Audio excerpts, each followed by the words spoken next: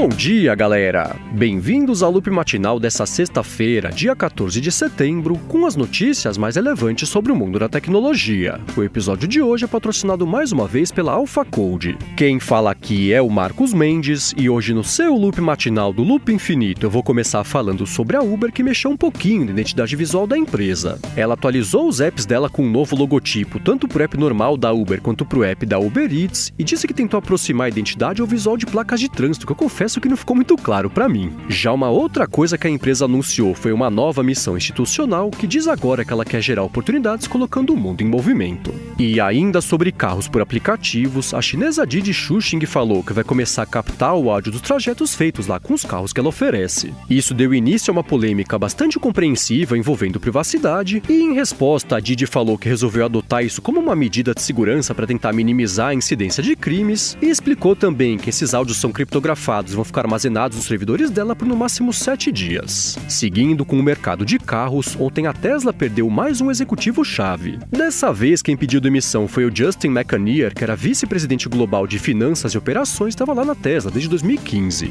Ele comentou que está saindo da montadora do Elon Musk para passar a ocupar o cargo de diretor financeiro de uma outra empresa e disse, que se não fosse por uma oportunidade incrível que apareceu, ele continuava na Tesla, sem problema nenhum. Já para que empresa que ele foi com essa oportunidade incrível aí para atuar como CFO, ele não quis falar, mas não deve demorar muito, para essa informação pipocar por aí. E por último, sobre o mercado de mobilidade, a BMW mostrou o protótipo dela, que é bem impressionante por sinal, de uma motocicleta autoguiada. A BMW disse que vem fazendo essa moto já faz uns 2 anos, mais até, divulgou um vídeo mostrando ela sozinha fazendo curvas, acelerando, freando numa pista de testes, e ela disse que a ideia não é lançar uma moto inteira autoguiada, mas sim integrar as tecnologias dela às motos atuais, para fazer a coisa toda ficar bem mais segura. É interessante, tem vídeo aqui na descrição.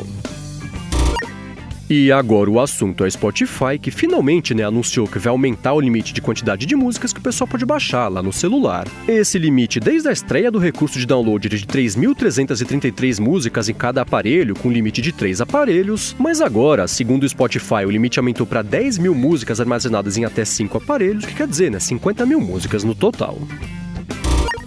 E enquanto isso, na Europa, pintaram as primeiras reações em relação àquele projeto de lei que foi aprovado para reformar os direitos lá de copyright no conglomerado. Ontem eu expliquei que essa reforma das leis passou por mais uma etapa de aprovação e depende só de uma outra votação em janeiro para entrar em vigor, e na prática ela tem um potencial enorme de bagunçar bastante a vida das empresas. Isso porque ela obriga os sites a pedirem autorização até terem que pagar também para postarem links ou pedaços de matérias de outros sites, e de quebra a lei também prevê que as empresas têm que ser responsáveis por filtrarem e removerem proativamente todo o conteúdo que infrinja direitos autorais, incluindo memes, quero só ver. Aí, em reação a isso, o site Reddit, por exemplo, falou que essa votação é uma derrota enorme para a internet livre, especialmente para sites pequenos como o próprio Reddit, empresas pequenas também de tecnologia, e de quebra eles disseram que isso vai contra o que os próprios criadores da internet acreditavam, que era o certo a se fazer. Já a Wikimedia, que é a dona da Wikipedia, falou que essas regras consolidam o modelo ultrapassado de direitos autorais e funcionam também como uma barreira para a evolução do conhecimento e da era digital. Bom, e agora o assunto é o fim da plataforma Google Inbox, mas antes eu vou falar sobre a AlphaCode, que está patrocinando mais esse episódio aqui do Loop Matinal. A AlphaCode já desenvolveu mais de 60 aplicativos customizados que estão na Play Store e na App Store, e os apps são para todo tipo de necessidade, Tem app institucional, app de empresas, tem app de empreendedores que querem fazer um MVP, tem app de fintech, de startup, de uso interno também, companhias e por aí vai. Então, se você tem alguma ideia para algum aplicativo, ou se você tem que fazer um app para o seu produto ou para o seu trabalho, a AlphaCode quer falar com você, para você tirar essa ideia do papel. E para facilitar ainda mais a criação do seu aplicativo, a AlphaCode está oferecendo desconto exclusivo aqui para os ouvintes do Loop Matinal. Ela está dando 10% de desconto no fechamento do aplicativo, e para garantir seu desconto, você tem que entrar lá no site alphacode.com.br, alphacode.com.br, aí você entra em contato com eles, fala que escutou o patrocínio deles aqui no Loop Matinal e pronto, eles vão te dar o desconto. De novo, entra lá, alphacode.com.br. Muito obrigado, AlphaCode, pelo patrocínio contínuo aqui do Loop Matinal. Bom, vamos lá. Para surpresa de acho que absolutamente ninguém, né, que conhece bem a história do Google, eles anunciaram que resolveram acabar com o Google Inbox. Essa plataforma foi lançada em outubro de 2014 com o objetivo de funcionar como uma espécie de evolução do e-mail tradicional, e na prática o Inbox organiza os e-mails de um jeito diferente, tratando lá a caixa de entrada do usuário como se fosse uma espécie de, feed de notícias. A interface do Inbox agrupa já e-mails do mesmo tema, né, automaticamente, mostra direto na tela as imagens, documentos e outros conteúdos do e-mail, ao invés de forçar a pessoa a abrir mensagem por mensagem, mas a verdade é que o negócio não decolou, né, na medida que o Google esperava.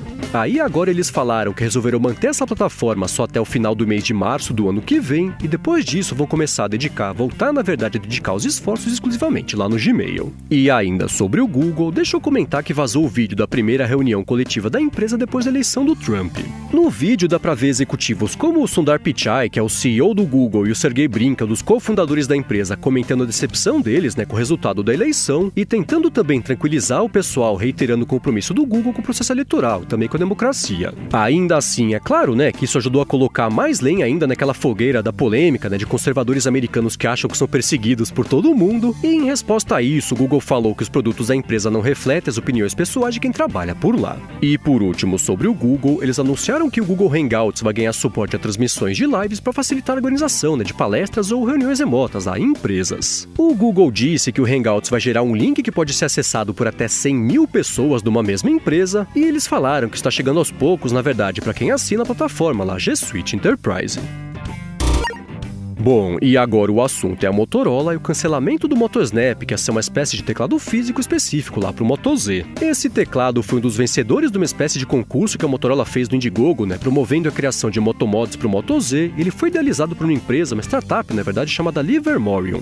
Aí agora a Livermorium falou que teve problemas com a cadeia de suprimentos, né, que a quantidade também de usuários do Moto Z não ia ser suficiente para eles fazerem esse teclado, e de quebra eles comentaram que ninguém do varejo americano se interessou muito pela possibilidade de vender esse teclado para o Moto Z. A empresa falou também que quem comprou esse motomod na pré-venda até o dia 30 de setembro para pedir um reembolso via PayPal, e caso você queira saber mais sobre isso, ter comprado o negócio e agora não vai receber, tem link aqui na descrição.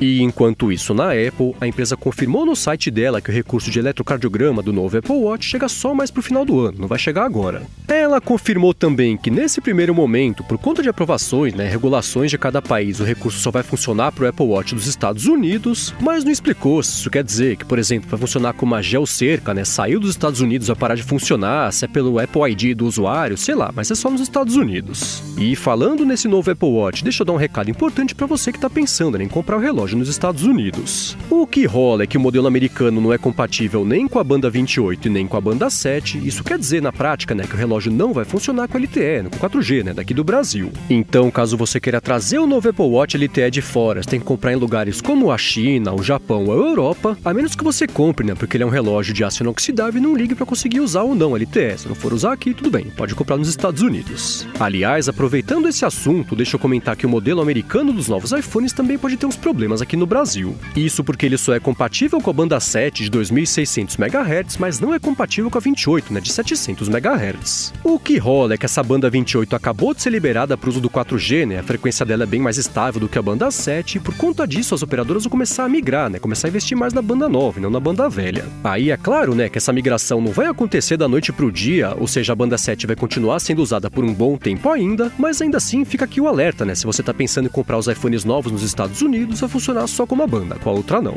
E ainda sobre os efeitos colaterais aí dos lançamentos da Apple, deixa eu comentar que ela resolveu parar de vender o iPhone SE, o iPhone 6S e o iPhone 10, e além disso o Apple Watch Série 1 também foi descontinuado. Aí, curiosamente, né, a Apple parou de vender o iPhone 10 aqui no Brasil, mesmo sem ter dado um prazo para o lançamento dos 10S, 10R, 10S Max também, mas ainda assim você consegue comprar no varejo, né, só pela Apple que não dá mais. E falando na Apple e no Brasil, ela resolveu aumentar o preço do Apple Watch Série 3 e dos AirPods por aqui. Os reajustes variaram entre R$100 e R$600, dependendo do aparelho, e a tabela completa tá no link, né, aqui na descrição, se você quiser dar uma olhada. E por último, sobre a Apple e fechando a semana, deixa eu comentar que ela confirmou que não vai mais incluir o adaptador do fone de ouvido na caixa dos novos iPhones. Ela vinha incluindo esse adaptador na caixa do iPhone desde que matou a entrada do fone de ouvido, né, lá no iPhone 7, mas agora ela falou que vai parar de fazer isso, então quem quiser comprar o acessório vai ter que fazer isso por $9 nos Estados Unidos ou por R$80 aqui no Brasil.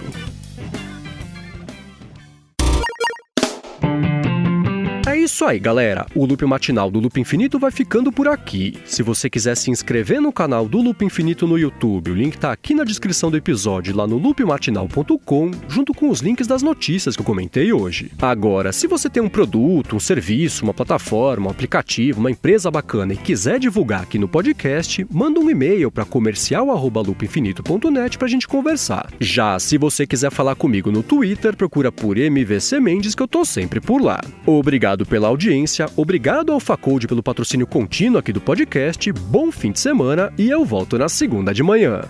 Falou!